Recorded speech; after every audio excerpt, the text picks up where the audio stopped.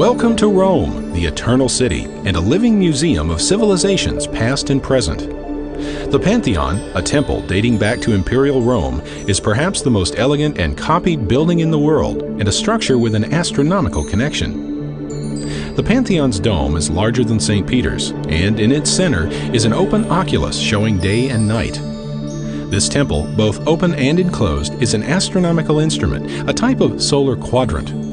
As the sun moves westward across the sky, the sun's light moves across the dome walls, like sunlight streaming through a porthole. The moving image tells both the time of day and the season of the year. The Pantheon was dedicated to the 7 planetary divinities: Jupiter, Saturn, Mercury, Venus, Mars, the Sun, and Moon, the 7 most important celestial objects in the ancient sky. The Pantheon's design required the collective wisdom of many ancient astronomers. We have sent reporters throughout the Mediterranean basin to identify and honor 7 of these amazing astronomers.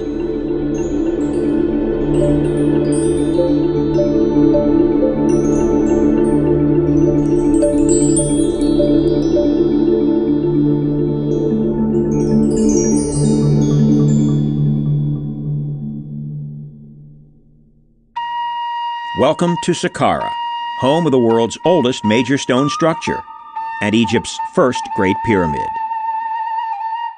Imhotep constructed this step pyramid 5,000 years ago for King Djoser. Imhotep was an architect, high priest, physician, scribe, and astronomer, one of the few men of non-royal birth who became an Egyptian god. Saqqara is an immense cemetery for the ancient city of Memphis. The entire complex honors the dead and secures their passage into the afterlife. Imhotep designed the step pyramid to allow the deceased to mingle with the circumpolar stars that arc across the northern sky each night to link heaven and earth. Looking north, we can see how the pyramid captures the turning motion of the northern stars. As a scientist and priest, Imhotep would have predicted and monitored the flooding of the Nile. With its annual flood, the Nile River nourished Egypt for more than 5,000 years. Along its banks, ancient astronomer priests observed the turning star field from dusk to dawn. They were looking for a sign to predict the yearly Nile flood. Night after night, they studied the constellation of the Egyptian god Osiris, called Orion the Hunter by the Greeks. They followed its 3 stars in a row down toward the eastern horizon, lit by the glow of dawn. Each day, Orion would be a bit higher before dawn, allowing astronomer priests to see more stars below it in the pre-dawn sky. Finally, one morning, they saw the bright star Sirius for the first time. They realized that Sirius would be visible for the first time on the same day each year, just after the summer solstice. This day marked the beginning of a new year in the world's first solar calendar. The first sighting of Sirius also promised that a nourishing Nile flood would soon begin at the Egyptian capital of Memphis. Astronomer priests could count the number of days between the annual pre-dawn appearances of Sirius. Year after year, the counting continued until they were certain that the solar year is 365¼ days long. More than 2,000 years ago, Julius Caesar visited Egypt and learned how to make a calendar with 365 days each year and an extra day added every 4 years. The resulting Julian calendar became the official calendar of Western civilization until the 16th century.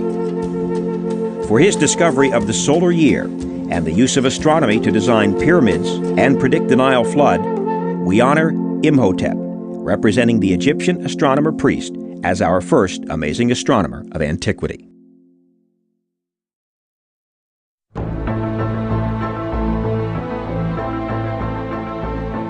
Welcome to modern Tunis, site of ancient Carthage, and home of our second amazing astronomer, the Phoenician mariner. Phoenician sailors from the city of Tyre founded Carthage almost 3,000 years ago. Carthage soon became the commercial center of the Western Mediterranean, a position it retained until it was destroyed by Rome. With its capable merchant marine and naval fleet, Carthage controlled the passage between North Africa and the island of Sicily.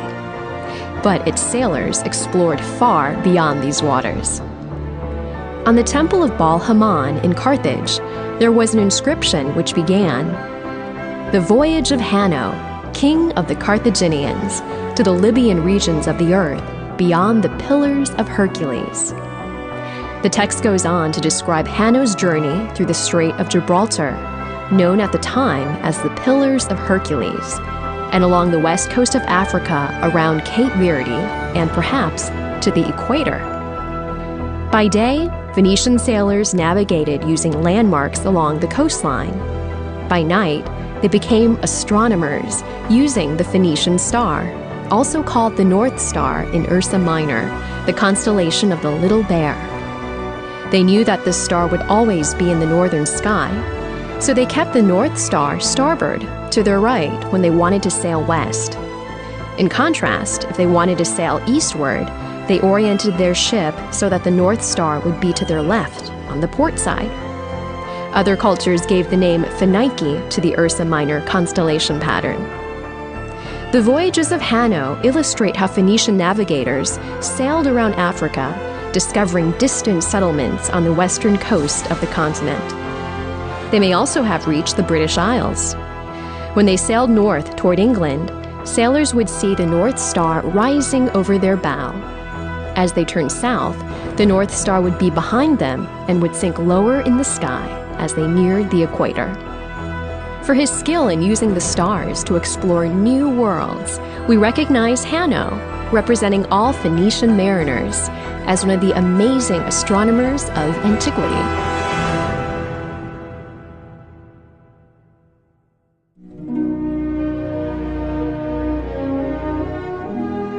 Welcome to the modern Bibliotheca Alexandrina, a modern library and cultural center on the Mediterranean Sea at the mouth of the Nile River.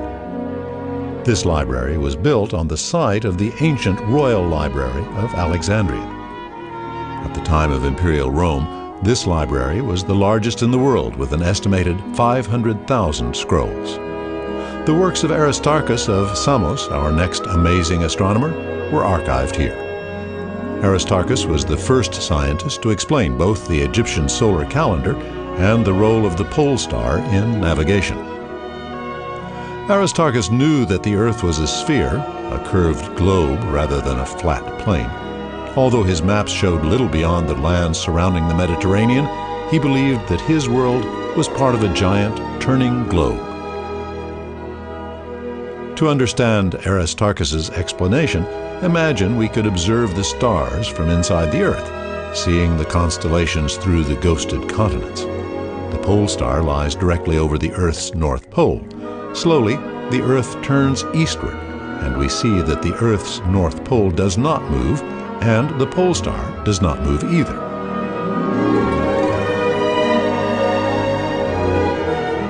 We don't think of ourselves as moving, so let's stop the Earth and watch what happens to the stars. Now, how does this rotation look from the Earth's surface? As the Earth turns eastward, we do not feel ourselves moving, but observe the stars moving westward instead. The fixed stars seem to circle Polaris as the Earth turns under them. Facing eastward, we can see stars seeming to rise along the eastern horizon. Stars seem to set along the western horizon. The Earth's rotation also causes the moon and planets to move westward with the star field. This turning of the Earth also results in the sun rising in the east and setting in the west, bringing day and night to the planet. As impressive as this discovery was, Aristarchus offered another, more startling theory, one so radical that it would not be widely accepted for over 1,500 years. He explained the Egyptian solar calendar by proposing that the Earth circled the sun once a year, a moving Earth that not only rotated on its axis, but also revolved around the sun. Aristarchus was the first scientist to propose a sun-centered or heliocentric solar system where the fixed stars and the sun remain stationary as the Earth circles the sun. Because he did not observe the background stars shifting during the year, Aristarchus also theorized that the sphere of fixed stars is so far away that the distance between the Earth and sun is insignificant. It was this great distance, more than the Earth's motion, that caused other astronomers to reject his sun-centered model. For his understanding of moon phases and the rotation and revolution of the Earth, Aristarchus is our next amazing astronomer of antiquity.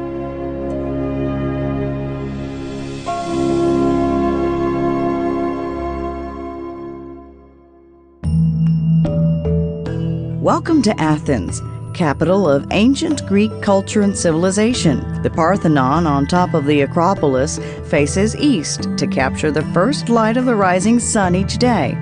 Aristotle, our next honoree, came to Athens to attend Plato's School of Philosophy when he was 17 and became Plato's most favored pupil.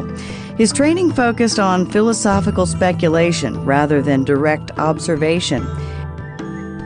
Aristotle argued that the universe must be spherical and finite with the Earth at its center. Since he did not observe the stars moving, he concluded that the Earth cannot be moving and that the moving sun, moon, and planets must be circling a fixed Earth. Aristotle believed that each planet followed a path created by a certain number of heavenly spheres, a theory that required more and more spheres to explain the observed motions of each planet. Aristotle's spheres had a profound influence on medieval scholars who used them to interpret and support Christian theology. Unfortunately, Aristotle's assumed truths kept scientists from considering the simple and accurate experimental model of Aristarchus. Nevertheless, Aristotle was an amazing astronomer because his questions stimulated our quest to understand the structure of the universe, a quest that continues today.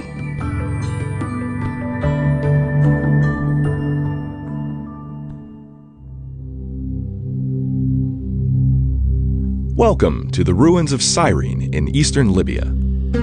Eratosthenes, our fifth amazing astronomer, was born in Cyrene when it was an influential and wealthy Greek colony in North Africa. Founded over 2,500 years ago, Cyrene was one of the principal cities of ancient Greek culture. Its Temple of Zeus is the largest outside of Athens. He compared observations of sun shadows made at Alexandria with observations made at Aswan, the first cataract of the Nile River. Aswan is almost due south of Alexandria and is very close to the Tropic of Cancer. Eratosthenes knew that the sun is almost directly overhead at noon in Aswan on the summer solstice, the longest day of the year when the sun is highest in the sky. When the sun is straight up, vertical objects cast no shadow, and the sun's light can reach the bottom of a vertical well. On the same day in Alexandria, the sun is not quite overhead at noon. Objects cast small shadows. Eratosthenes measured the angle of this shadow and realized that this angle was the angular distance between Alexandria and Aswan on a great circle of the Earth. Eratosthenes realized that the distance around the Earth was just over 50 times the distance from Aswan to Alexandria. In this manner, Eratosthenes makes a very accurate calculation for the circumference of the Earth. Eratosthenes also observed lunar eclipses and saw the shadow of the Earth on the moon. From this image, he determined the moon's diameter is about 1/4 of Earth's. For his measurement of the true sizes of the Earth and moon, Eratosthenes is our next amazing astronomer of antiquity.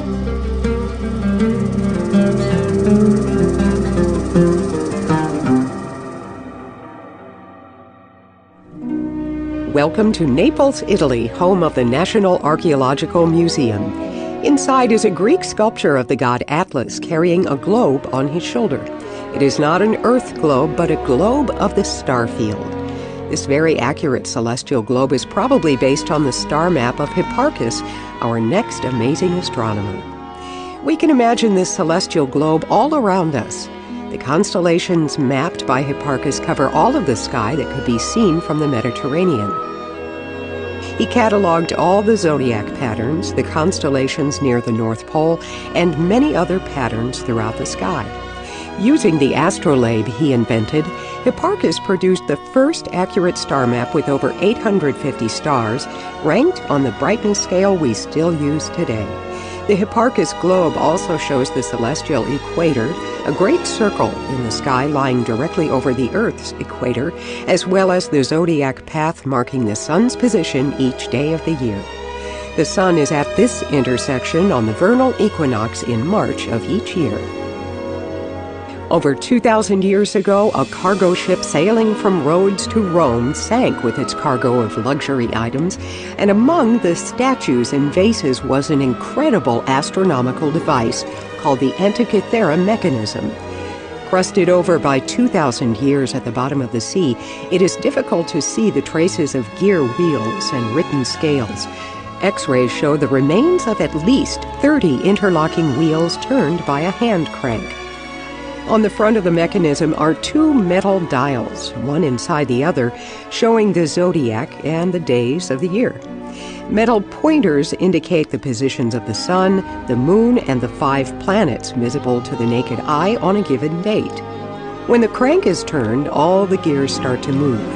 The moon dial makes 12 turns while the sun gear turns only once. Through a small window, another dial brings up the correct view of the moon. Separate dials display the position of each planet. The device could also have predicted solar and lunar eclipses. It's a mechanical wonder requiring a very detailed and accurate knowledge of motions in the solar system. This precision technology did not reappear until the mechanical clocks of medieval Europe.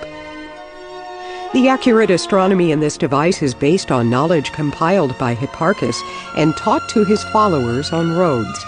Hipparchus also calculated the distance to the moon and the length of the solar year to within 6.5 minutes. He was perhaps the greatest scientific astronomer of antiquity. We return to the ancient library of Alexandria to study the works of our final amazing astronomer, Claudius Ptolemy. Ptolemy lived in Alexandria during Imperial Rome, and he had access to the extensive works of the royal library. He relied heavily on the findings of Hipparchus and quoted him often. He also accepted Aristotle's Earth-centered universe without question. Ptolemy produced 2 major textbooks, an astrological text defining the Western zodiac with its 12 familiar constellations, and an astronomical text, the Almagest. The Almagest explained and predicted motions of the sun, moon, and planets based on an elaborate system of circles in an Earth-centered universe. Using his system, astronomers and astrologers alike could determine the positions of heavenly bodies far into the past or future. Of all the amazing astronomers, Ptolemy probably made the greatest impact on everyday Roman life. Leptis Magna in northern Africa is one of the best preserved cities of Imperial Rome. In their everyday lives, the citizens of Leptis Magna and most of Imperial Rome were probably more aware of Ptolemy's astrology than his astronomy. Affluent Romans incorporated astrology into every aspect of their lives, from religion to politics and daily affairs. Pompey, Mark Antony, and Octavian all used astrologers. Octavian, when he became the Emperor Augustus, had coins minted with the symbol of his moon sign, Capricorn. The Roman Emperor Septimus Severus was born in Leptis Magna and honored by this magnificent triumphal arch. He married the daughter of a Syrian priest. Soon, Syrian sun worship became the official religion of the empire, eventually displacing the Greek gods. When sun worship became the state religion, the emperor was identified with the sun, and astrology and astrological symbolism formed an integral part of government policy. The heavens were thought to control the earthly affairs of Imperial Rome. For collecting and synthesizing the astronomy and astrology knowledge, Claudius Ptolemy has perhaps played the greatest role in reaching the public and in preserving the discoveries of the amazing astronomers of antiquity.